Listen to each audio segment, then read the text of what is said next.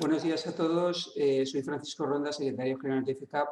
En breves momentos vamos a iniciar el taller webinar Ciberseguridad para el teletrabajo, que será impartido por Rubén Tortosa, consultor en tecnologías de la información y auditor interno de ISO 27001.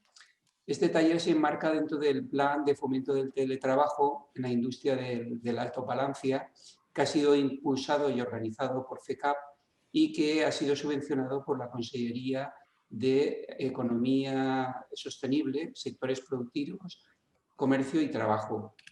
Resaltar que este taller va a abordar una de las 5 áreas establecidas en el modelo europeo DIGCOM de competencias digitales y establecidas, y 6 de las competencias establecidas por dicho modelo, concretamente el área de seguridad. Con el fin de responder a las dudas que se puedan ir planteando, podéis hacernos llegar vuestras preguntas a través del chat, las cuales se irán respondiendo por Rubén Tortosa al final de su intervención.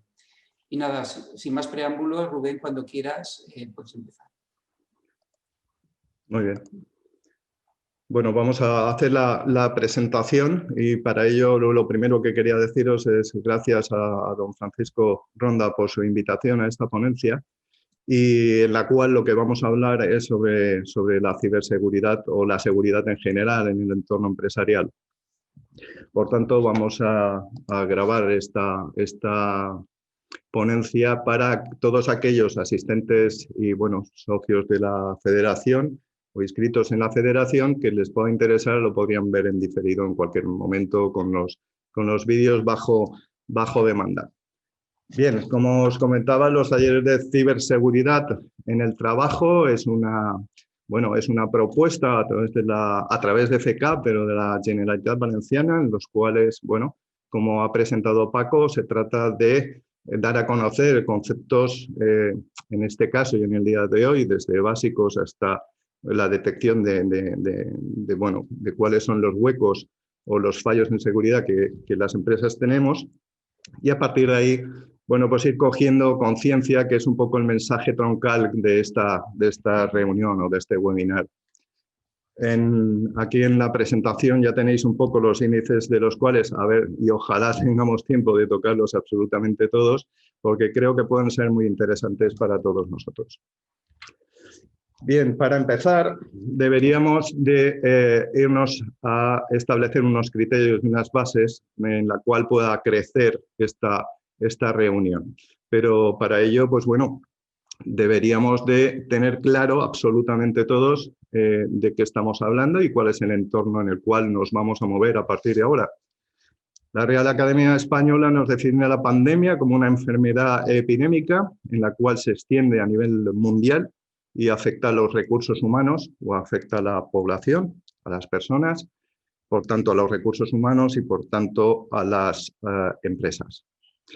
Estamos teniendo un tablero de difícil solución, no a corto plazo se ven soluciones y con diferentes criterios que nos vienen un poco dispares de todos los sitios. Es decir, tenemos una avalancha de información no excesivamente coherente en muchos momentos y, por tanto, lo único que nos queda o el mejor consejo que podemos recibir es, o qué es lo que podemos hacer nosotros, en definitiva, pues evidentemente es extremar las precauciones al máximo y confiar evidentemente en la ciencia. Aquí no cabe otra que pues esperar la vacuna o por lo menos los medicamentos que puedan paliar los síntomas o la propagación de esta epidemia, ¿no?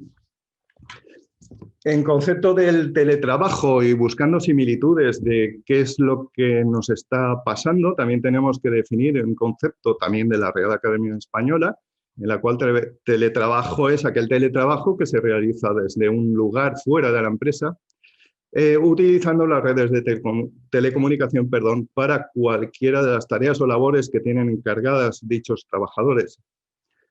En este caso, me he permitido dividir 3 tipos de trabajo por su uso o por su intensidad en su uso, ¿no?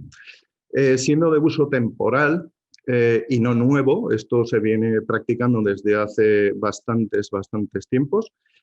Cuando aquello de las telefonías móviles empezaron a surgir, pues digamos que ese sería un poco el primer teletrabajo. ¿Y quién desarrollaba esto o quién utilizaba estos medios tecnológicos?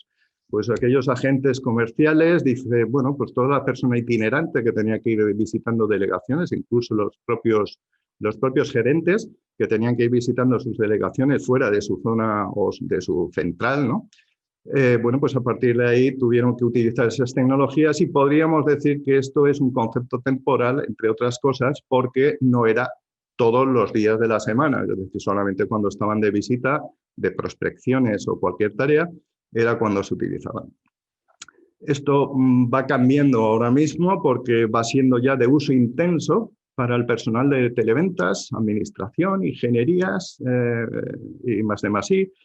El teletrabajo realizados en el hogar o desde el hogar, mejor dicho, en momentos de necesidades diversas, por ejemplo, el que estamos sufriendo. Y siendo de uso imposible otro tipo o el tercer tipo de trabajo, pues evidentemente en todos aquellos sistemas de producción los cuales estamos sujetos a esas grandes máquinas o a esos procesos que necesitan un entorno seguro, por ejemplo, industrias químicas o industrias de altos hornos a nivel de temperatura, bueno, los bienes y herramientas máquina que se necesitan para llevar a cabo la actividad económica que desarrolla nuestras organizaciones. En esta hoja, y muy escueto, evidentemente, porque esto tiene un análisis, digamos, muchísimo más profundo, hemos diferenciado lo que es el teletrabajo, las ventajas del teletrabajo, que como podéis observar y así a simple modo, tenemos bueno, que nos pueden evitar los contagios, que podemos hacer una mejor conciliación familiar, cuidando de menores y de mayores. Y últimamente se está hablando mucho de la mayor eficiencia que pueda tener el empleado trabajando desde el hogar. Esto hay estudios que hablan entre 10 y un 20% de mayor eficacia, pero seguro que esto habría que pensarlo muy bien porque también tenemos teletrabajo desventajas o tenemos ciertas vulnerabilidades las cuales deberíamos de prestar muchísima atención. ¿Cuáles son estas, por ejemplo, cuáles son estas dificultades? Pues son las dificultades del propio entorno. Tenemos una fatiga de sitio. El empleado está en su balcón, en su habitación, en la habitación de su hijo, el mayor, que tiene el ordenador y cuando no está en la facultad está teletrabajando. Bueno, tenemos menores circulando alrededor de la mesa de trabajo de los padres. Y por tanto tenemos información en el mini despacho que se puede haber confeccionado cada empleado, ¿no? Por otra parte, tenemos los recursos necesarios que hacen falta para desempeñar este tipo de actividad. El teletrabajo necesita unos medios tecnológicos, necesita unas redes, necesita unos dispositivos que muchas veces ustedes, los empresarios, no estamos proporcionando a los trabajadores y entramos dentro de lo que es el concepto Bellot, que esto daría mucho de qué hablar, pero en resumen se trata de que los dispositivos de los empleados pues, bueno, están adaptados y están securizados, en definitiva, al nivel de un particular.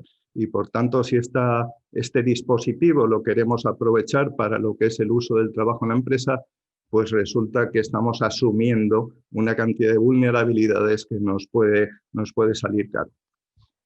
Por tanto, también tenemos el gran riesgo de esto de lo que les hablaba, sobre los riesgos de información.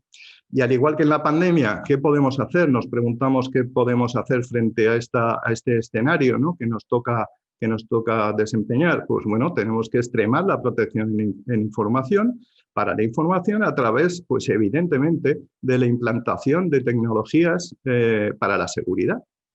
De esto vamos a hablar un poquito más adelante, pero ahora quería hacerles la reflexión en cuanto a qué es lo que realmente está pasando. Es decir, es un hecho que las empresas tienen el nivel de seguridad que su concienciación sobre este tema les da. y los consejos, obviamente, de los informáticos que, bueno, pues que los atienden en estos días o en este momento. Por otra parte, nos encontramos con una pandemia que lo que hace es que infinidad de trabajadores se conecten con las redes, a través de las redes y a través de sus propios medios hacia esas empresas. Es decir, si damos por hecho que las empresas no son seguras a nivel de información, obviamente con este escenario que estamos añadiendo vulnerabilidad al sistema y estamos viendo una cantidad de influencia, digamos, maligna sobre estas redes, de escuadriñar, de testear, de cómo hacer intrusión dentro de las empresas, tienen el escenario perfecto, lo que se denomina como ciberdelincuentes.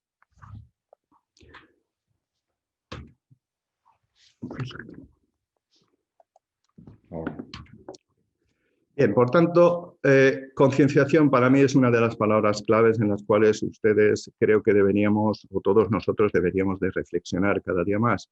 Sin concienciación no hay absolutamente nada, no podemos arrancar ningún proceso. Luego hablaremos de cuáles son los mejores consejos que nos dan organizaciones y inciden también en lo que es la parte de concienciación. Tenemos infinidad de mensajes a través de revistas técnicas y de gente especializada, como puedan ser los psicólogos que están hablando ya de que el teletrabajo genera una cantidad de estrés. Bien, uno de los valores, y esto es una reflexión personal, uno de los valores más importantes de las empresas son los recursos humanos. Si pensamos que esto pueda ser una amenaza, deberíamos de adaptar, porque son tiempos difíciles para todo el mundo. Pero nuestros empleados, son los recursos que tenemos actualmente, ¿no? Actual y futura, seguramente, y ojalá siga siendo así. Por tanto, recibimos más consejos a nivel de teletrabajo. Hay que ir con mucho teletrabajo, un poco lo que les comentaba sobre el tema del ordenador personal que aporta el empleado. Bueno, pues esto tiene sus riesgos, que no es mi consejo, sino son las revistas especializadas por técnicos superiores en los cuales ya advierten de esto, de estas amenazas, y por tanto, pues bueno, ahí tenemos en pantalla a la derecha, ustedes tienen un ejemplo de cómo el Departamento de Seguridad de Telefónica advierte precisamente de esto, de la incidencia que se está teniendo en redes de estos ciberdelincuentes que aprovechan, digamos, la vulnerabilidad de todas las empresas o todas las conexiones que hay sin securizar, y a partir de ahí, pues bueno, se genera un campo de actuación que bueno, ojalá no nos cojan.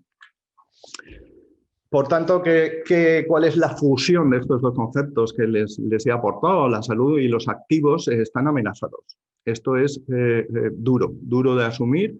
Por una parte, ya sabemos que los activos están amenazados, no desde ahora, sino desde el minuto 1 que sale la tecnología a los mercados. Pero la salud, digamos, que es lo que hace funcionar la tecnología.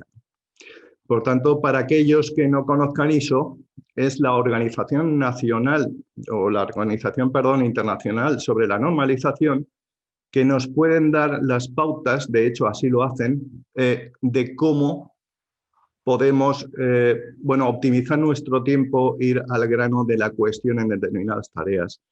Yo estoy seguro que muchos de ustedes conocen lo que es un SGC o un SGA. El SGC es todas aquellas empresas, grandes o pequeñas, que están certificadas sobre un sistema de gestión de calidad, como pueda ser el ISO 9001.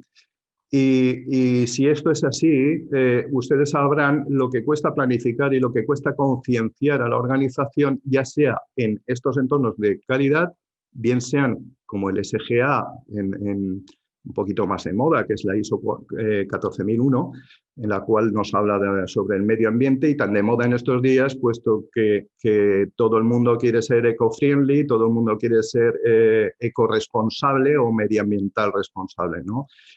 Independientemente de las leyes que obligan a soportar bueno, una normalización y un cuidado con el tema de residuos, por ejemplo. Si ustedes son unidades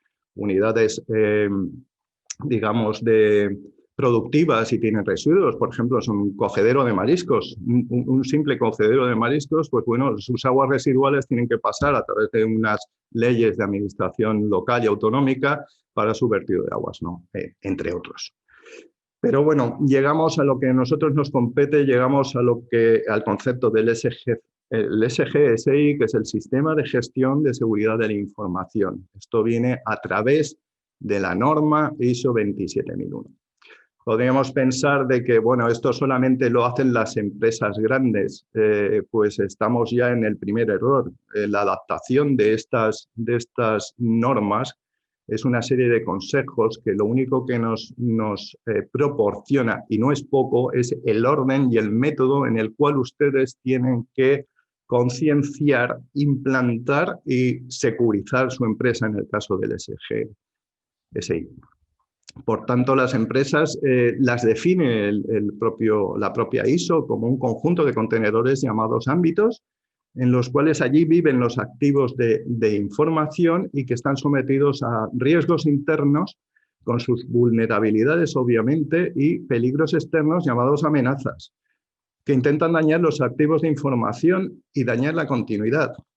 Bueno, esto de la información puede ser, o podemos pensar de que es algo abstracto, pero créanme, y luego lo vamos a ver efectivamente cuando hablemos de los requisitos de la seguridad, de dónde provienen este concepto de la información que es el PC que tenemos allí con un ordenador y un disco duro y tal y cual, o la nube, o es el archivo AZ de clientes, o realmente, no sé, es mi biblioteca robotizada porque se trata de una empresa gigante, ¿no? Entonces, bueno, veremos efectivamente de dónde viene, cuál es el concepto y por qué la norma es apropiada para cualquier tipo de tamaño de empresa. ¿Qué es lo que dice la norma? No solamente la norma, sino cualquier proceso que queramos establecer. No simplemente habla de información, sino que cualquiera que se ponga en valor los tres pilares fundamentales de este tipo de plan o de organización, pues sabrá de qué le estamos diciendo. Esto de la confidencialidad, la integridad y la disponibilidad son tres elementos en los cuales, si nos paramos a pensar, pues evidentemente nos va a ayudar a reflexionar y a entender qué es el activo de información. Por tanto, quiero ponerle unos ejemplos, a ver si soy capaz de pasarlos relativamente rápidos sin omitir nada. ¿Cómo valoramos la confidencialidad? ¿Cómo una persona, un gerente, un director, un directivo puede valorar la confidencialidad de la información? Aquí podría ponerles un pequeño caso, por ejemplo, o un ejemplo, ¿no? Aunque sea simple. Nosotros tenemos desarrollados una información a través de unos catálogos que dejamos en la mesa de recepción de agentes, clientes, es también mostrador en nuestra pequeñita organización, en nuestra pequeña empresa, y tenemos los catálogos dispuestos en mostrador. Bueno, es una información, es un activo de información en este caso, que a su vez la hemos considerado como pública. Por lo tanto, la confidencialidad para nosotros, de una escala del 0 al 9, pues podría ser 0 o 1. Es decir, nos da lo mismo, o es más, a mayor difusión de ese catálogo, podremos rentabilizar mejor el mismo. Y obviamente a través de las ventas y obviamente de los productos que tenemos o que desarrollamos, servicios, productos, etc. Bien, pero imagínense por un momento que en ese mismo mostrador tenemos un listado con el nombre del cliente, la persona de contacto y el teléfono. Los típicos listados de llámame a no sé qué, a fulanito, coge el listado que lo tienes ahí, ¿no? Hay muchos niveles de informatización en las empresas y esto es una realidad todavía. Ese documento lo tenemos puesto en el mostrador y ahí recibimos a nuestros clientes, a nuestros partners, nuestros colaboradores. También recibimos agentes que no solamente trabajan para nosotros, sino además trabajan para la competencia. Bueno, pues puede ser como muy interesante, ¿no? Que esta información pueda ser extraída de la empresa y, bueno, utilizada en unos fines no excesivamente éticos. Pero el hecho está ahí. Por tanto, de una escala de 0 a 9, volveríamos a decir o a pensar de que eso tendría pues, una relevancia muy importante para nosotros, que podría ser un 8, ¿no? Por ejemplo. Bien, ¿cómo valoramos la integridad? La integridad de la información de nuestra empresa. Pues bueno, evidentemente, siendo que sea veraz. Aquí un fallo de software, por ejemplo, nos puede dar una distorsión en nuestro, por ejemplo, nuestros registros de IVA, en el cual imagínense de que, bueno, a través de los modelos 303 del trimestre o mensuales, en el caso de las grandes empresas, declaraciones de IVA mensuales o trimestrales que solemos realizar, encontramos unos fallos. Bien, en este caso podríamos decir que esa integridad la podemos corregir en el trimestre que viene. En cuanto a, ha habido un fallo contable y lo podemos repercutir y aún así ya tiene unas consecuencias importantes para la empresa. Pero por otra parte, imagínense que eso sucede en una lista de precios, hay un fallo en el registro en el cual hay un desplazamiento y los artículos se ven afectados porque hay una variación en el precio por un fallo de software en una base de datos, pongamos, ¿no? ¿Qué es lo que sucede? Pues bueno, esto, si no nos percibimos esto, van a salir una serie de facturas, las cuales nuestros recursos administrativos van a tener que poner mucho tiempo en generar abonos, en generar facturas rectificativas, nuevas facturas, etcétera, etcétera, etcétera. Y eso ya tiene de por sí una repercusión económica en tiempos de personas en cuanto a recursos por parte de las empresas. Hablando de la disponibilidad, pues bueno, 3/4 de lo mismo. Es decir, tenemos un sistema de información en la recepción de nuestra organización, el cual, bueno, ha sufrido un fallo eléctrico. Pues podemos considerarla o valorarla, mejor dicho, como un fallo, bueno, que no deberíamos de pensar cómo podríamos proteger esto, pero tampoco ha sido tan relevante porque al fin y al cabo es donde se registran las llamadas, etcétera, etcétera. Bien, es un concepto, volvemos a la escala de 0 a 9, cuánto es la valoración que yo le doy a la disponibilidad del activo que tengo en recepción. Pero pongamos al caso que eso pase en el CPD o pase en un servidor o en el servidor web de nuestra organización donde se gestionan las ventas de la empresa porque somos una empresa online o simplemente no lo somos porque somos una empresa de producción, pero vendemos a través de la web. Bien, pues una caída de ese servidor web, en este caso, o del servidor de finanzas, o el servidor administrador, o el PC, es tan simple como un PC que nos lleva la administración o nos lleva la gestión comercial y la contabilidad, pues bueno, esto ya puede tener unas consecuencias un poquito más graves, ¿no? Y, por tanto, entenderemos que hay que protegerlo de mejor forma o de mayor forma. Yo me gustaría aportarles unas noticias en las cuales espero, es la intención, que rompan los criterios o las falsas creencias que tenemos establecidas hasta ahora. Pensamos desde la PYME, estamos siempre pensando de que, solamente atacan, ¿no? Esto de la ciberdelincuencia y la ciberseguridad no va con nosotros porque siempre se ataca a grandes empresas. ¿Qué tenemos nosotros? La típica cuestión, ¿no? ¿Qué tenemos nosotros que les puede interesar a alguien, ¿no? Siempre estamos ninguneándonos a nosotros mismos en ese sentido. Bueno, pues aquí tienen un recorte de Antena 3 Noticias en el cual habla de un 70% de los ciberataques van dirigidos a las pymes y medianas empresas. Esto es así, esto es cierto. Otra cosa es que lo queramos admitir y adaptar nuestras empresas a ese mínimo de seguridad que en este caso nos proporciona la ISO, pues bueno, tenga un mínimo coste, pero lo que tiene que hacer es lo que tiene mayormente es un desarrollo y una preocupación por implantar el propio sistema. Los ciberdelincuentes lo hacen para adquirir notoriedad, obviamente, y a mayor empresa, a mayor impacto, pues sí, tienen mayor notoriedad en su mundo, pero en nuestro mundo no. En nuestro mundo tenemos unas consecuencias económicas que tenemos que absorber. Una pyme pierde 30.000 euros con cada ciberataque. ¿Y cómo se puede evitar? Esto es un artículo que apareció en 5 días y ahí tienen un poco la reseña por si quieren verlo y ampliar la información. Otras falsas creencias, ¿no? Incluso provenientes del mundo informático, del mundo especializado o el mundo técnico, ¿no? Dicen nuestros servidores Linux, bueno, no les afecta esto.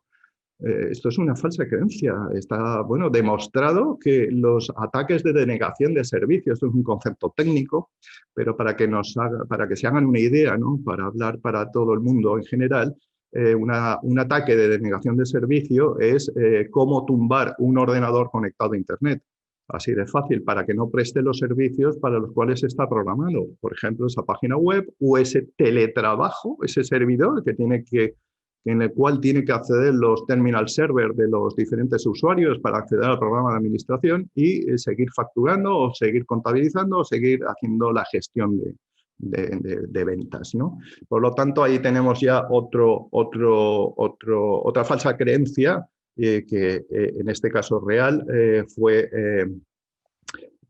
fue subsanada a través de las actualizaciones de software en el caso de este Linux.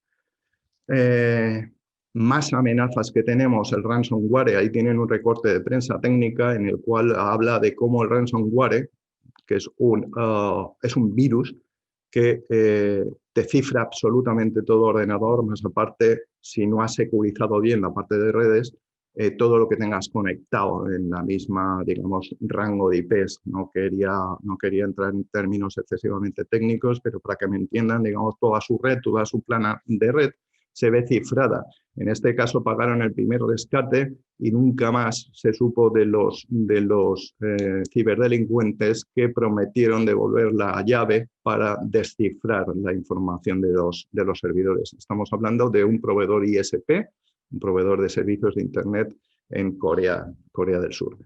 En el caso de más falsas creencias, creemos que esto no afecta al mundo de Apple, ¿no? Porque no, es que el sistema operativo de Apple es súper robusto. Bueno, pues el sistema operativo de Apple viene de un Linux, es una distro de Linux, y si Linux le viene afectado, pues evidentemente Apple lo va a ser. Lo que sí que es cierto es que en el mundo Windows, pues bueno, si tenemos un 70% de ordenadores en el mundo están basados en los sistemas operativos de Windows, pues bueno, ahí tienen los ciberdelincuentes, tienen un nicho como mucho más amplio para juguetear, ¿no? Y para extorsionar, evidentemente.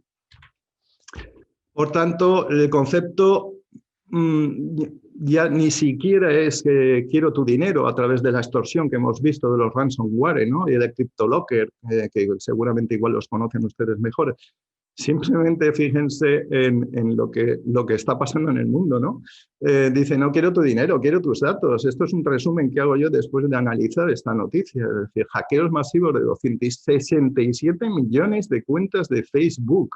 Es decir, Internet, como la sociedad, tiene sus calles oscuras, su mercadeo, su gente muy buena, su sociabilidad, pero evidentemente la parte oscura es oscura, porque además el ciberdelincuente cuenta con que no me están viendo. De aquí a que descubran, e incluso hay trucos para intentar, digamos, suplantar desde dónde salgo, desde dónde me estoy comunicando, con gestiones remotas de ordenadores en otros países, etcétera, etcétera, para que la persecución del crimen sea mucho más laborioso.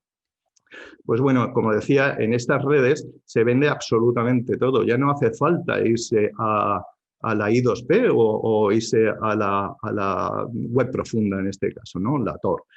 En Internet directamente podemos encontrar desde riñones hasta armas, hasta lo que nos afecta más a nosotros es hasta nuestra propia información podemos encontrar.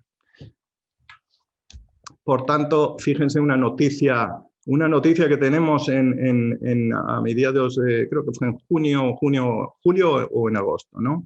Resulta que Adif, imagínense por otra parte, el sistema informático de Adif, ¿no? La compañía de gestión de trenes que tenemos aquí en España, a la cual fue sometida a un ciberataque y les trajeron 800 gigas de información. Evidentemente esto era para extorsionar y para pedir un rescate, no tanto un rescate porque evidentemente Adif ya tenía sus copias de seguridad, pero sí que querían hacer una extorsión para que esta información no se divulgara. Al final salió en toda la prensa y evidentemente la responsabilidad social que tiene Adif frente a esto es enorme. Otra cosa es que nosotros la valoremos como la queramos valorar, pero en principio esto es un poco atentado si yo he sido cliente de Adif o yo tengo información dentro de los servidores porque he sido pasajero o bueno, tienen mis datos de alguna forma, pues la responsabilidad social habría que exigirla. Es decir, Adif no es una empresa que no tenga medios como para securizar. Pero el mensaje en concreto es que por muchos medios que tengas, el cibercrimen, digamos, pues bueno, está increciendo cada día más. Aquí hay otra noticia. Esta noticia surgió en el 2011 y esta quizás sea un poco más preocupante. Si bien es cierto que lo que hemos visto hasta aquí es ataques sobre la información de nuestras organizaciones, ahora lo que vemos es que podría derivarse, esto no es ciencia ficción, esto podría derivarse hacia el ser humano. Directamente o se podría determinar como víctimas de un ciberterrorismo. Estamos viendo pues, a través de las noticias, etcétera, cómo la tecnología avanza cada día más. Ahí tenemos los coches de Tesla, tenemos el Google Car y tenemos también esa noticia del 2011, ni más ni menos, en el cual dice esta semana el Metro de Valencia empezará a circular sin conductor. Obviamente todos estos sistemas autónomos están conectados, llevarán unas redes securizadas espero que del más alto nivel, pero en definitiva están gestionados ya no por el ser humano, en este caso del Metro de Valencia está híbrido todavía, tenemos un sistema en el cual los microcontroladores y los microprocesadores están reemplazando al ser humano. Si están conectados, estamos ciertamente en peligro. No se trata de escandalizar ni de poner el miedo ahí, pero bueno, simplemente conocer de que este es el mundo actual, ¿no? Y que de alguna forma estamos sometidos, o por lo menos reconocer que podríamos tener estas amenazas. Y en realidad, ¿qué es lo que hace la administración frente a todo lo que estamos viendo? Es decir, estos cibercriminales que han atacado la base de datos de Adif. Bueno, pues ahí tenemos en una entrevista a Silvia Barrera, que es una especialista de ciberseguridad, o era, mejor dicho, una especialista de ciberseguridad inmersa en los cuerpos nacionales de Policía Nacional. Trabajaba, lo digo porque ya no trabaja, en el cual nos dice el cibercrimen en España solo se resuelve el 3% de los delitos. Bueno, pues vamos a ver.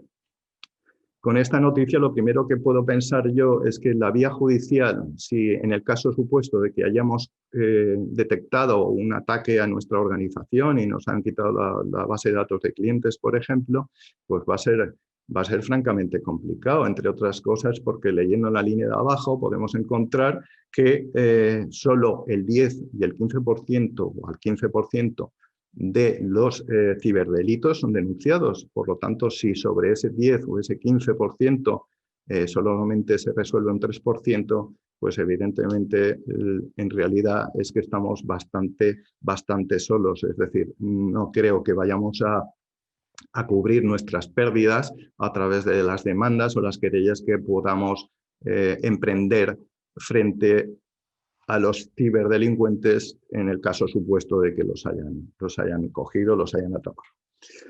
Bien, una de las cosas que quería hacer hincapié es en decirles de que tenemos infinidad de fuentes de información, pero solo tenemos una norma. ¿Y por qué digo esto? Porque tenemos información técnica y de centros oficiales, evidentemente, como el Instituto Nacional de Ciberseguridad o el Centro Criptológico, la Oficina de Seguridad del Internauta, la Agencia Española para la Protección de Datos o incluso en organizaciones que estén más inmersas en temas de comercio, la Organización para la Cooperación y el Desarrollo Económico, pues también, ¿no? En español la OCDE. En ese caso nos prestan su ayuda o su saber o su conocimiento o las experiencias que les aportan a sí mismos también las empresas, pues bueno, las devuelven otra vez a la sociedad para que tomemos precauciones. Pero claro, esto puede ser motivo de agobio en el cual, bueno, ¿por dónde empiezo? ¿Qué es lo que tengo? ¿A quién sigo? ¿Qué consejos son los mejores para mi compañía, ¿no? Para mi pequeña empresa, para mi organización, etcétera, etcétera, etcétera? Pues los primeros consejos son los mejores. Empecemos por ahí. Empecemos que no hay normas, no hay consejos. Bueno, estos son, digamos, primero de seguridad, por decirlo de alguna forma. Es decir, tenemos que tener los sistemas protegidos de alguna forma, es decir, evitar las prácticas arriesgadas, mantener los sistemas operativos pues actualizados, tener un antivirus. Pero fíjense en la última, es decir, la cantidad de gente que se ve extorsionada, ¿sabes? Seguimos, parece que somos buscadores de problemas porque nuestro sentido común delante de una pantalla parece que se pierda, ¿no? Parece que, bueno, esto son cosas del espacio y no son cosas nuestras. Bueno, a cada clic hay una consecuencia, en definitiva. En cuanto a qué es lo importante, un pequeño resumen hasta ahora, pues que la información evidentemente es un activo y como cualquier activo importante de negocio tiene un valor para la organización que tenemos que hacer un esfuerzo, nos tenemos que abstraer nuestra mente e ir analizando cuánto importante, tiene cada elemento, cada activo de información dentro de nuestra organización, lo que se llama la valoración de activos. Es un ejercicio que les invito a realizar. Por otra parte, tenemos dentro de ese ejercicio, en la separación de esos tres pilares fundamentales, analizarlos por separado e ir generándose una especie de documentos internos en las cuales, o plantillas, sin normas, sin la presión de lo que pueda ser una norma, porque quiero alcanzar una certificación. La aplicación de la ISO 27001, ustedes la pueden aplicar de forma, simplemente hablan con ISO, se descargan el documento y lo aplican en su compañía. No necesariamente tienen que irse a la certificación a través de un auditor externo que les va a cobrar un dinero, evidentemente, y ustedes podrán beneficiarse en el caso de los logotipos que expende la empresa certificadora para que puedan hacer uso y de alguna forma demostrar a su competencia que, aparte de los sistemas de gestión de calidad, además son una empresa que promueve y tiene la concienciación por la seguridad. Por último, la adecuación. ¿Cómo se tiene esta adecuación? Pues identificando los requisitos de seguridad, y ahora hablamos de ellos, por la obligación y riesgo, implantando los controles de seguridad que de alguna forma les da la guía técnica ISO 27002. No se mareen, la ISO 27002 es el anexo A de la 27001. Lo que pasa es que es una guía técnica en la cual le habla a la organización de cómo implantar, pues evidentemente, 14 dominios. Nos habla también de 35 objetivos de control y nos habla tan solo de 114 controles de seguridad, los cuales ustedes pueden aplicar. No son muchos. Ahora veremos que hay empresas que tienen una barbaridad, pero estos son los básicos por los cuales arrancar. También tengo que decirles que en la antigüedad, la 27001, en las diferentes revisiones que ha sufrido, tenía 133 controles de seguridad. Se han optimizado de alguna forma y se prestan o serán los consejos para esa optimización se lleve buen recaudo. Incluso hay empresas que no hace falta que apliquen los 114 controles de modo básico, porque, bueno, pues simplemente si usted no tiene el apartado, pongamos al caso, no tiene pasarelas de pago, no hace gestión económica a través de Internet, pues bueno, evidentemente hay unos controles que ya vigilan eso, pero que ustedes no lo tienen que aplicar.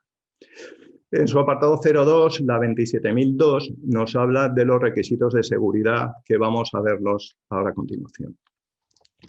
¿Cuáles son esos requisitos de seguridad? Es decir, ¿cómo me informo yo de que por dónde debo de empezar, por dónde debo de prestar atención? Pues simplemente el número 1, principios objetivos. Estos surgen de la propia organización. Los de análisis de riesgos, ahora veremos cómo se realiza de forma muy rápida también. Y luego tenemos los de contractual. Vamos a ver. Si nos dejamos de ISO, nos dejamos del CNI, nos dejamos del Instituto Nacional de Ciberseguridad, hay unos requisitos de seguridad que vienen por la propia organización. La empresa, cuando surge, cuando se implanta, cuando abre la puerta, está sujeta ya a unos requisitos legales que usted debe de cumplir y, por lo tanto, para cumplirlo muchas veces tiene que proteger. Bien, los principios y objetivos, ¿de dónde vienen? Pues son los objetivos, son los requerimientos de negocio que forman parte de su fase productiva, aquellos documentos, aquellos procesos que contienen información y que es el modus operandi de su organización. Esto es un valor. Usted puede tener no sé, la ley de secretos empresariales que esté porque tienen un proceso en el cual comunican a la cadena de producción de cómo realizar determinado servicio, determinado producto, y esto forma parte de su seguridad, ¿no? O sea, perdón, forma parte de su requerimiento o directrices propias de la empresa que tienen que securizar. Otro apartado, es decir, ¿cómo puedo conocer? Pues a través de ese análisis que estábamos comentando, tenemos el análisis de riesgo. Fíjense aquí en este ejemplo cómo esto podría ser una ficción de cuál es el análisis de riesgo de una compañía, que si se fijan en las 3 líneas centrales, tenemos, o tiene esta compañía, dice que tiene un servidor de contabilidad, que lo lleva el director financiero, tiene un servicio de página web y tiene un router. Es decir, ha llegado a esos elementos en los cuales en su apartado final dicen, para mí es crítico y por tanto tengo que proteger este servidor o los 2 servidores, pero sin embargo no es crítico el router de la empresa. Bueno, el que haya hecho este análisis de riesgo, evidentemente es su opinión y esto forma parte de lo que se llama, digamos, un poco el comité de seguridad, al igual que en gestión de calidad existe también esto, que son los propios empleados que se organizan para llevar y acometer estas tareas. Bueno, pues en este caso 3/4 de lo mismo, el tema de la seguridad. Y entonces han decidido que el router no es crítico. Bueno, de alguna forma como auditor lo primero que preguntaría sería qué contiene ese servidor web y por dónde se comunica, porque si se comunica a través de ese router, pues ya de entrada parece ser que la valoración de la disponibilidad de ese medio electrónico que nos abre y nos cierra la puerta al mundo exterior, pues no está protegida, ¿no? O no está considerada como riesgo. Contractual legal. Bueno, esto es de locos, es la cantidad y la barbaridad de leyes que tiene que asumir la empresa, repito, independientemente de los temas de normalización internacional, etcétera. Es que además, fíjense, el resumen de toda la legislación procedente de la administración local, la autonómica, el gobierno central, la europea, el mercado, los sectores y de las relaciones contractuales de clientes y proveedores. Esto no es ley. Perdone, es una relación contractual. Por ejemplo, usted ha firmado un acuerdo de confidencialidad con un cliente porque le está prestando unos servicios o con un proveedor porque está comprando en exclusiva o está comprando toda la producción de ese productor. Y entonces, bueno, pues eso se hace una gestión contractual en la cual se delimita el ámbito de actuación y las responsabilidades de sus incumplimientos. Esto puede sonar a que, ¿y esto qué tiene que ver con la información? Pues sí, tiene que ver con la información y además es de obligado cumplimiento. ¿Por qué? Porque son leyes. Por tanto, tenemos un montón de leyes, no solamente de aplicación directa, sino que tenemos más leyes de tipo laboral que nos afectan. Tenemos la ley del Estatuto de Trabajadores.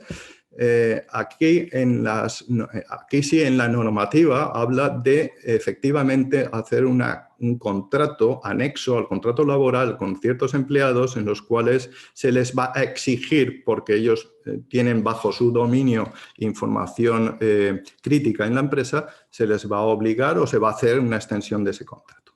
Bien, ¿qué es lo que sucede? Nosotros tenemos bases de datos de terceros con muchos datos. Esto, aparte de que las leyes dicen que tenemos que depositar estos archivos y tal en el ministerio de turno, pues bueno, aquí tenemos la ley de protección de datos, la cual la tenemos que llevar a rajatabla. Consecuencias de no ser conscientes con esto, pues frente a una demanda que nos puedan extender las multas, les invito a que vean la cuantía. Por lo tanto, decimos proteger la información o pagar las multas cuando surjan. Esto solo los muy ricos se lo pueden permitir hacer. Secretos empresariales, el know-how, lo que estamos comentando antes, la propiedad intelectual o la propiedad industrial, pero vamos a ver si es la savia de su empresa. Esto habrá que protegerlo sí o sí. Las patentes, pues otros 3/4 de lo mismo, ¿no? Esto forma parte de su proceso económico y esto hay que proteger y de alguna forma, pues bueno, llevar al mercado ético, ¿no? El no tener que utilizar patentes de terceros en nuestros sistemas de protección porque además nos pueden dar en este sentido. Es decir, en este caso es bidireccional. La firma electrónica, sobre todo si trabajan con comercio electrónico y todo con comercio electrónico, perdón, con la administración, pues bueno, hoy saben que está la centralización de admisión de documento que tiene que ir firmado de forma electrónica para hacer veraz cada proceso, ¿no? Pasamos, después de este montón de información que les doy, también de forma muy breve, nos quedan 15 minutos o menos. Vamos a ver, lo que quiero hacerles entender es que es tan fácil hoy adquirir la información de cualquier empresa, Hoy resulta que, bueno, todo el mundo tiene cuentas Gmail, todo el mundo está utilizando el correo electrónico desde sus puestos de trabajo y recibe correos personales, en fin, esto... Bueno, se habla de la fiscalización del puesto de trabajo, pero vamos a intentar llevarlo a buen puerto a través de la concienciación de las personas que tenemos trabajando con nosotros. De hecho, fíjense los niveles de seguridad que les propongo aquí y cómo pueden ser alterados. Tenemos de nivel fácil, tenemos un usuario y una contraseña. Bueno, esto a través de un troyano, a través de un spam phishing o un spear phishing. La diferencia estriba en que uno es broadcast, es decir, va dirigido absolutamente a todos usuarios de Facebook, a todos los usuarios de Facebook, en los cuales se tengan la dirección de correo electrónico, obviamente, 237 millones de cuentas de Facebook. Bien, con el spear phishing va direccionado directamente hacia usted, va personalizado, va maquillado ese correo electrónico que usted va a recibir. Por lo tanto, mucho ojo con esto, ¿no? Niveles más altos, ¿no? Aquellos que ya implementan el 2FA, como últimamente, bueno, habrán observado en las cuentas de Google que les habla de la segunda activación de la segunda, del segundo factor de autentificación y, bueno, pues esto lo está haciendo todo el mundo. De hecho, hay programas y software que han dejado de funcionar porque ya no guardan esta compatibilidad, como pueden ser, pues, ¿qué les voy a decir yo? El Office 2007, ¿no? Por ejemplo, ¿no? En su Outlook resulta que, bueno, hace uso o no y tiene que montar una configuración para una especie de, digamos, que pedir permiso al servidor para que les dejen entrar, etcétera, etcétera. Pero bueno, en resumen, todo esto, pues sí, a través del phishing, del physical access, para el segundo factor, software de explotación malintencionado, ¿no? Que va a coger el control de su máquina y a nivel alto que tenemos ya, es decir, acuérdense cuando se utilizaba a niveles de seguridad lo que llamamos los tokens, que eran una especie de buscapersonas que recibíamos el código de aquella aplicación en tiempo real, de la aplicación en aquella que queríamos entrar. Todo esto se ha abandonado por temas de costes y mantenimiento, se ha llevado a la red, pero la red sigue siendo exactamente igual de vulnerable a través de aplicaciones que se saltan los Site Security Layer, que los SSL, pues bueno, a través de secuestradores cogemos el control de sus máquinas y a partir de ahí lo que queramos o estemos dispuestos a realizar, ¿no? Bien, el spares, esta es la barbarie, ¿no? Esto es lo más último que se está empleando, es el token OAuth, que es más conocido porque aquí entra dentro del concepto de lo más fácil. Voy a facilitarlo, no necesito ya tantos recursos de cómo penetrar en su empresa y cómo robar y cuál es la IP y cuál es el usuario, el password de su servidor, etcétera, etcétera. No. Esto está cambiando de una forma brutal y, por tanto, mi consejo inicial es extremen la precaución. Esto es súper fácil de caer en este tipo de ataque. en el cual, bueno, tan fácil como generar, y quiero pasarlo de todas formas rápido, se trata de hacer una aplicación maliciosa dentro del servidor de Microsoft, en el repositorio de Microsoft de aplicaciones, con lo cual usted en la URL, que es por donde se engaña actualmente a la gente, va a recibir Microsoft. En el correo electrónico va a recibir esa aplicación maliciosa que, bueno, tanto como mi imaginación me dé, puedo comenzarla con Spotify.cat, por ejemplo, o como, lo que sea. Con lo cual, a usted le suena a Microsoft, le suena a Spotify y lo más seguro es que en ese correo, que además está súper maquillado y va personalizado hacia usted, le va a aparecer una serie de colores muy atractivos e identificativos con el proveedor.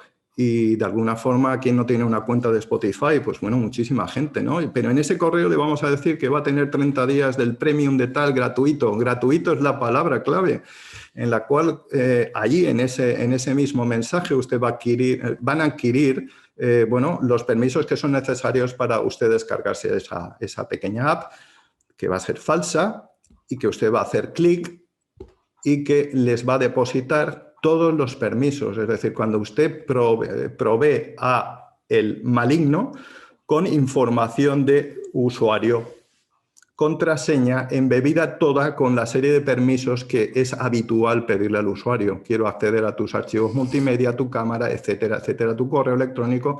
Con lo cual, a partir de ese momento, y tan solo con un clic, sobre todo si tenemos la sesión abierta, olvídense, su vida digital ha pasado a manos de otros, que ya se encargarán de que usted los siga sin percibir por dónde va el tiro. Pero bueno, aquí luego vendrán la suplantación de correos, etcétera, etcétera. Más diferencias o más cositas importantes, más definiciones de cuáles son todas nuestras amenazas actuales a nivel de que nos llegan a través de nuestra puerta del router. Aquella puerta que está siempre abierta. Aplicaciones Cryptware y por qué deberías protegerte de ellas. Como os decía, el Cryptware es la suplantación de información. Luego tenéis los Trojan Boot, que son los que cogen tu ordenador y lo ponen fino, porque además trabajan mejor que nunca. Usted no va a percibir que esto está funcionando, va a decir que su máquina es una barbaridad de buena, porque va a funcionar genial.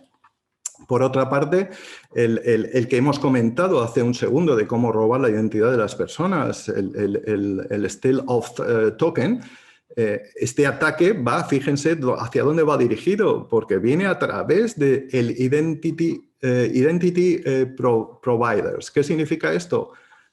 Fíjense en aquellas aplicaciones que usted quiere entrar, bien sean páginas web, etcétera, y le dicen, ¿quiere validarse con Facebook? ¿Quiere validarse con Google? Bueno, pues si seguimos por ahí, seguramente tarde o temprano vamos a caer en regalar nuestra vida digital.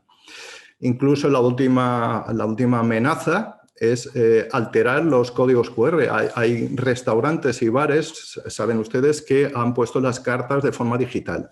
De acuerdo. Esto, hay gente que, bueno, tiene poca destreza en el marketing y ni siquiera distingue esa etiqueta con su logotipo, etcétera, etcétera. Simplemente ha reducido el tamaño de la etiqueta a lo que es el propio código QR. Atención con este tema. Por aquí se están metiendo aplicaciones malignas que luego, bueno, pues lo único que nos cabe es llorar o por qué no leí o por qué acepté tan de forma rápida, y sobre todo cuando estamos con los amigos en la terraza del bar, ¿verdad? Pues bueno, esto está estudiado. Y lo más brutal de todo este tema es, bueno, las amenazas persistentes, que son las que están, es la combinación de diferentes técnicas, y esto es porque ya evidentemente vas a caer.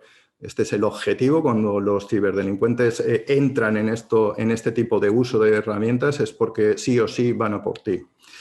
Esperemos que no sea nuestro caso, porque entonces, bueno, pues tendríamos grandes motivos de preocupación, ¿no?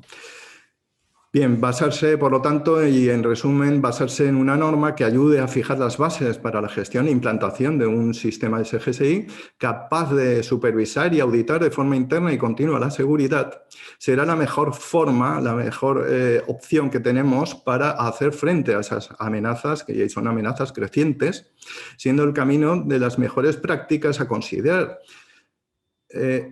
Esto último que está señalado en rojo, quiero que lo graben a fuego. Es decir, no hay ningún sistema seguro, absolutamente ninguno.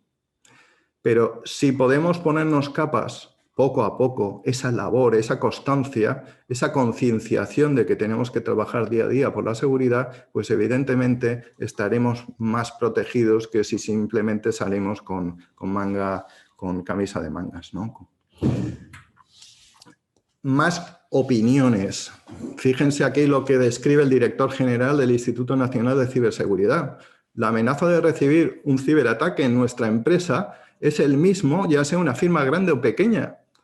Lo que varía es el número de usuarios, el número de sistemas y el servicio disponible, evidentemente, a nivel que nosotros tenemos sistemas dependientes de los activos de información, por lo tanto, pues bueno, estamos más en riesgo, pero ¿solo dependerá del tamaño? Pues no, no depende del tamaño, depende de la voluntad de los ciberatacantes en introducirse en su compañía, pero que sepamos que es el mismo amenaza para todo el mundo. Por tanto, el mejor consejo, análisis de identificación de activos de informática, aquello que les comentaba de párense, por favor, reflexionen, analicen, estudien, al fin y al cabo es tiempo, no es dinero, y a partir de ahí, poco a poco, vayan decidiendo ponerse camisas en su propia organización para protegerse del frío que viene, ¿no? El análisis de riesgo fundamental. Si no entendemos qué es el riesgo, pues en nuestros sistemas y cómo los tenemos protegidos, pues difícilmente vamos a poder continuar con esto. Y obviamente, una vez tengamos una labor realizada, deberíamos de montar lo que se llama el plan de seguridad, porque el plan de seguridad es un sistema que está vivo. Es decir, usted no puede decir que he implantado una normativa ISO que me dijo un tío por internet, que es la 27001, y ya está. Nos equivocamos. Esto vale la pena que usted no busque la certificación absolutamente de nada, pero sí que entre en la concienciación de todos los días o cada semana revisar los procesos. Es mi mejor consejo.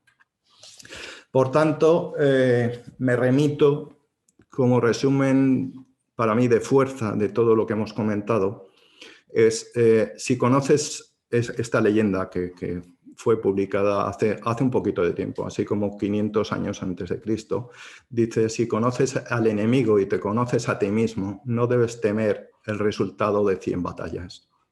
Si no conoces ni al enemigo ni a ti mismo, sucumbirás en cada batalla. La segunda lectura que me gustaría hacer después de esta pequeña lectura es qué lástima, ¿verdad? Después de 2500 años seguimos teniendo enemigos.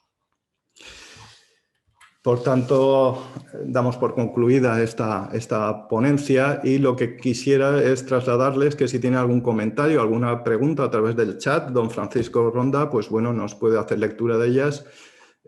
Bueno, y a ver si somos capaces de despejar esas pequeñas dudas o esas grandes dudas, a ver si soy capaz. Muchísimas gracias por su atención. Sí, dígame. Muchas gracias porque ha sido muy interesante y muy intenso toda la información que nos has ido dando. Entonces sí que tenemos aquí algunas preguntas que te queremos trasladar. Una de ellas es si podías poner un ejemplo sobre los peligros y riesgos internos. Claro, vamos a ver. Como riesgo interno, pues obviamente, es decir, lo hemos expresado aquí, uno de los mayores riesgos que tenemos, por eso hago tantísimo hincapié con el tema de la concienciación de la plantilla. Si tenemos desde nuestro ordenador personal y desde nuestro ordenador de la empresa, tenemos acceso al exterior como empleado, como persona física al margen de la organización y no como empleado, pues obviamente ese es el primer riesgo que tenemos, la vulnerabilidad de la persona que se puede ver atraída por estos correos electrónicos tan fantásticos que nos hacen llegar y que son la puerta de entrada del mayor riesgo que puedan tener las empresas, bien desde el cifrado que hemos comentado o el robo de información. Dice, el robo de información me puede preocupar menos. Atención al tema, ¿eh? Esto es serio. Pero imagínense una caída del negocio por una entrada de un ransomware.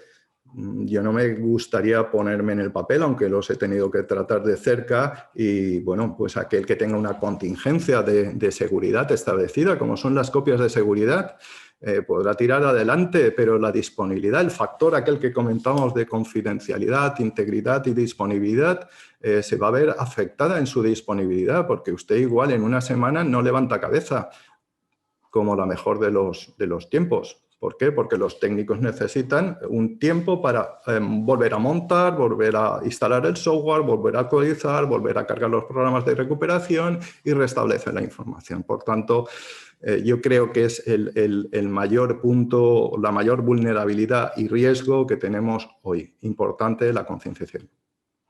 Muy bien. Pues otra pregunta que también nos han planteado es cómo la ISO 27001 nos puede ayudar a mejorar. Vale. Desde el punto de vista de auditor, ningún interés en que ustedes se certifiquen en una normativa o en otra. La concienciación, vuelvo a repetirme, sobre el uso y las ventajas que puedan tener esa dicha certificación, bueno, ustedes tienen que llegar hasta ese convencimiento, porque sí que es cierto de que la 27000, al igual que otras normativas internacionales, lo primero que habla es del compromiso y el liderazgo de las empresas, de los gerentes, de los directivos, porque sin esa empuje que tienen que hacer estas personas, pues evidentemente la organización no se va a mover por sí sola. Ellos son los que tienen que determinar cuál es el comité de seguridad en el caso de grandes empresas o cuál es la persona que va, persona o empresa externa que tienen que velar por la seguridad de la compañía. Pero lo que sí que es claro es que estas normativas son mundiales y sirven absolutamente para cualquier empresa y cualquier tamaño de empresa. Muy bien. Luego hay otra pregunta que sería ¿cuáles son las medidas básicas de protección para un autónomo sin empleados y con un solo PC y una smartphone? Si antivirus, cortafuegos, gestor de contraseñas... Perdón, es que me estaba sonando un dispositivo por aquí y no le presto atención. Dígame. ¿Cuáles son las medidas básicas de protección para un autónomo sin empleados con un PC y un smartphone? Si los antivirus, cortafuegos, gestor de contraseñas...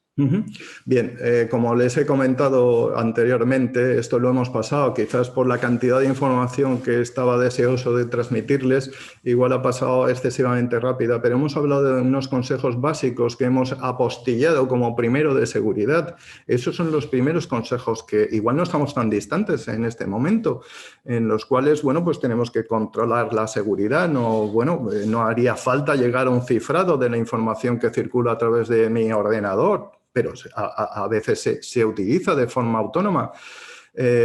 A nivel de las actualizaciones de los sistemas operativos hay que mantenerlos. Ese antivirus, y bueno, por cierto, en este caso, un antivirus que vale 4 pesetas, ¿no? Entonces, bueno, esto de todo gratis y todas estas cosas, por favor, vamos a entrar en términos que estamos hablando de nuestra vida profesional en el que queremos proteger. Pero eso sí, digamos que estos consejos que son básicos y fundamentales, sospechar de cualquier actividad en la red. Ya no basta hoy en día con que tengan el HTTPS, la barrita verde, el candado. Esto hoy se lo están saltando.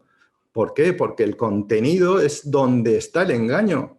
Ellos han entrado en ese concepto de que lo mejor es que todo esto sea así, que me parece bien y es fantástico, pero el contenido, por favor, leamos el contenido, leamos lo que tenemos. Tenemos una propensión a aceptar, somos de gatillo fácil, ¿no? de dedo fácil, que deberíamos muchas veces pensarlo 2 veces. Lo que pasa que, bueno, muchos somos bueno, no es mi caso, ¿no? Pero sí que es cierto de que dicen que en este país hay tiempo para hacer las cosas 2 veces, pero no para pensarlas una vez como toca. Y esto es bueno, el modus vivendi, ¿no? Casi la forma en la cual bueno, actuamos, ¿no? Somos muy impulsivos. Vale, otra pregunta que nos plantean es cómo usar el certificado digital del DNI y qué usos se está dando en la PYME por el conocimiento que tú tienes. Bueno, a través de lo que es el DNI se está utilizando para todos los organismos. Aquí el problema ya no está en el uso de uno u otro, en el cual yo soy un pro DNI E, e incluso para el tema de las comunicaciones con la administración, en que todo el mundo tuviéramos bueno, de hecho lo tenemos, un DNI @españa.es, españa.com o como quiera, o ERG, me da exactamente igual, un correo electrónico definitivo e igualitario para todos los españoles, en el cual podamos hacer los trámites apropiados. Por desgracia, hoy por hoy, la Generalitat tiene los suyos, la universidad tiene los suyos, la administración de la agencia tributaria tiene los suyos, y esto es un mare magnum que además lo que hace la fábrica de moneda y timbre no da abasto, ¿no?, con estos temas.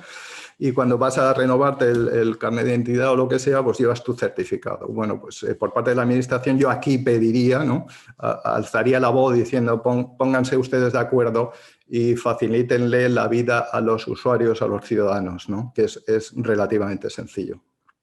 Muy bien, nos están llegando bastantes preguntas. ¿Cómo defenderse de las cookies? ¿Cómo defenderse de las cookies? Bueno, yo gasto determinados... a ver, aquí hay 2 cosas. Uno es el tema de los plugins, bueno, los plugins, los pop-ups estos que te van apareciendo, que a través de navegadores tipo Opera se pueden anular de forma fehaciente, pero lo lamentable también es cierto de que la vida en Internet se nutre de forma económica de algo. Esos cookies muchas veces es la aceptación de la publicidad que les van a lanzar, y que si usted no acepta, no accede al contenido. Esto ha pasado la semana pasada, por ejemplo, buscando noticias, estuve viendo precisamente en El Mundo, en el cual dije, no quiero aceptar. Bueno, pues usted no entra a ver el contenido. Vamos a ver, nosotros vivimos de algo, ¿no? Y ya no vivimos de vender periódicos, pero vivimos de la publicidad que generamos, con lo cual es este sí o sí el tema. Por lo tanto, la parte de los cookies, que es la pequeña información de posicionamiento de dónde viene ese usuario, cuál es el mundo estadístico, ¿no?, en definitiva, para que esas empresas bueno, tengan un mapa geográfico de cuáles las zonas geográficas, entre otros datos, de usted, ¿no?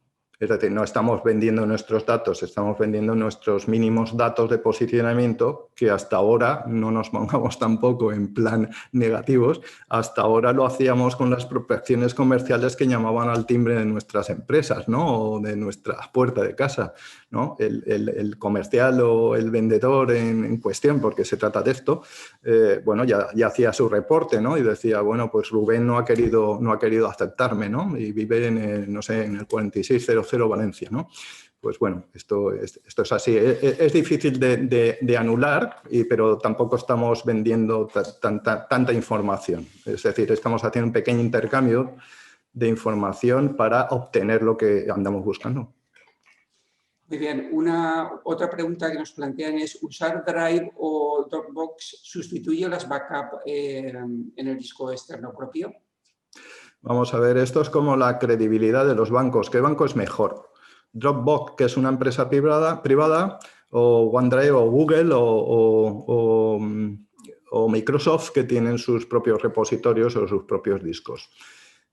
Vamos a ver, no nos vamos a caer del árbol ahora. Estos son discos duros, estos son electrónicas, estos son switches, estos son backups que estas empresas ponen, y eso es una tecnología que alguien está pagando. ¿Cómo la estamos pagando? Sería la pregunta. Es decir, creemos todavía en el país de las hadas, en los cuales esos discos duros, bueno, pues de alguna forma es mi amiguete, ¿no?, que me hace el favor de guardarme ahí la copia de seguridad. Bueno, yo tengo muchas reservas frente a esto. ¿Cuál es mejor? Bueno, pues parece ser que la entidad de Microsoft o de Google a nivel mundial, pues bueno, sí, es mayor, ¿no?, que la propia de Dropbox. Pero ¿por qué utilizar Dropbox y no utilizar Mega? Porque ha salido en los papeles de la justicia. No sé, es francamente complicado.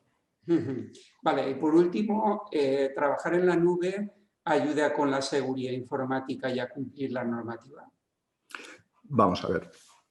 Trabajar, que yo lanzaría otra pregunta, ¿no? ¿Qué diferencia hay entre trabajar en la nube, trabajar con las líneas X25 que utilizaban la banca anteriormente Internet, o trabajar con la propia Internet? Es decir, yo tengo que hacer mi gestión de ventas en mi compañía con mis servidores. ¿El software está en Internet o el software está en la nube?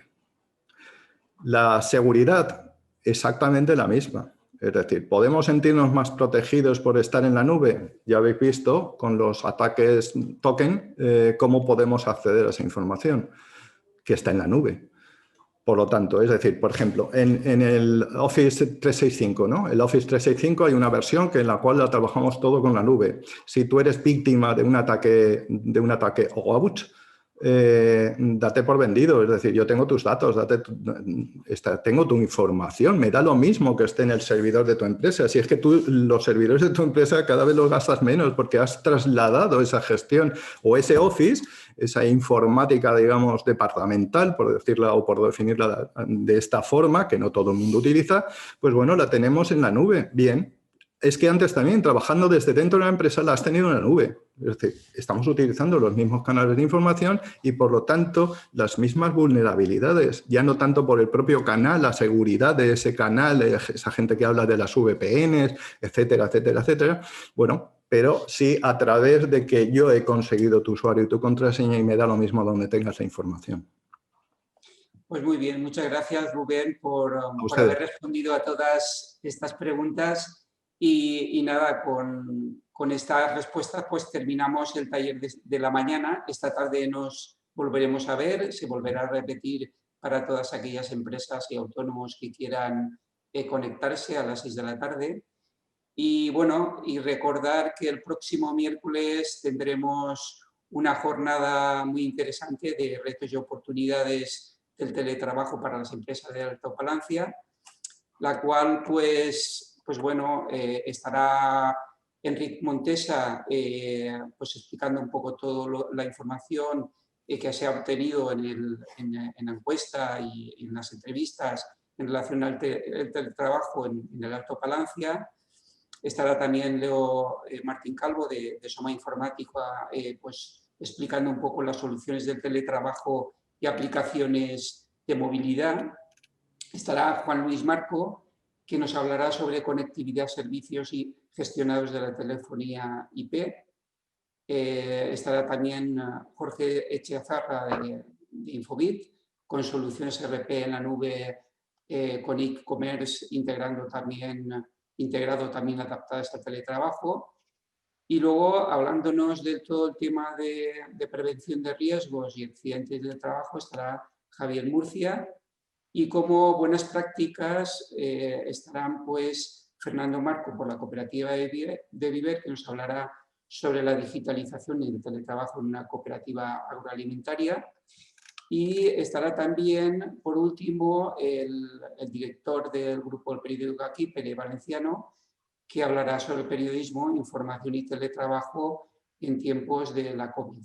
Y bueno, a partir de ahí, pues se establecerá un coloquio con los participantes. Y nada, muchas gracias, Rubén, y muchas gracias a todos los participantes. Gracias a ustedes.